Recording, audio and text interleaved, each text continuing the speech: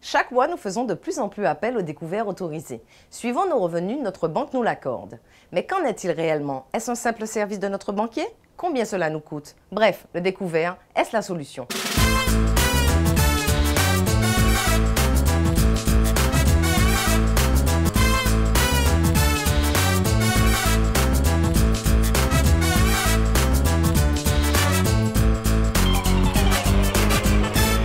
Le mécanisme du découvert bancaire est une pratique de plus en plus courante. C'est même un mode de gestion pour beaucoup d'entre nous.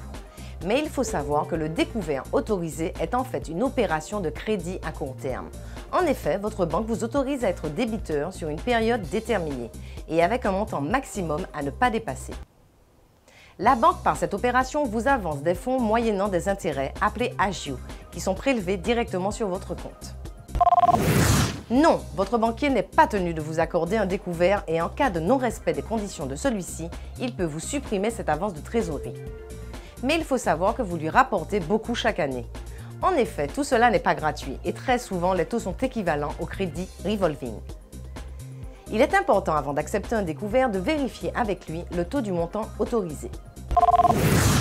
Quant à vous, il est très important de savoir gérer votre découvert car cela peut très vite vous coûter très cher.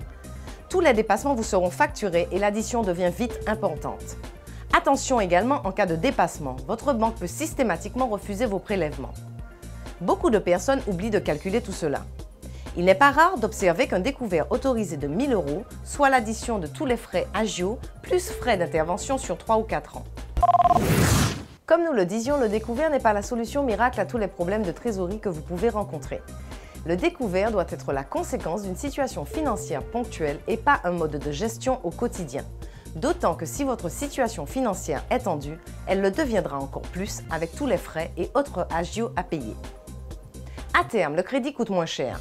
Et si vous devez faire face à une situation temporaire, achat imprévu, petits travaux, il vaut mieux négocier un prêt personnel avec votre banquier. C'est plus adapté.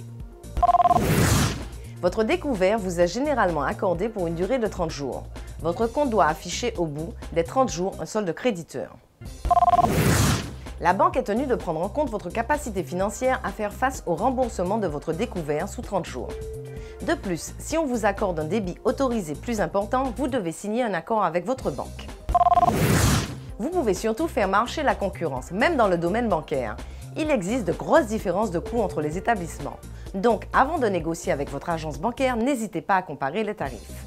Pour terminer, sachez que le découvert peut être retiré par votre banquier. Il n'est pas un droit pour le client, ni une obligation pour votre banquier. Mais la prudence doit l'emporter. Gérez le découvert avec beaucoup de précautions. Nous oublions vite qu'il n'est pas un crédit à court terme.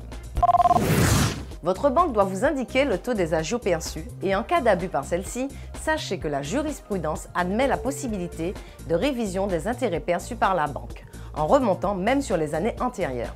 Mais en conclusion, la meilleure façon de payer moins d'agios, c'est de ne pas avoir recours au découvert 29 jours sur 30.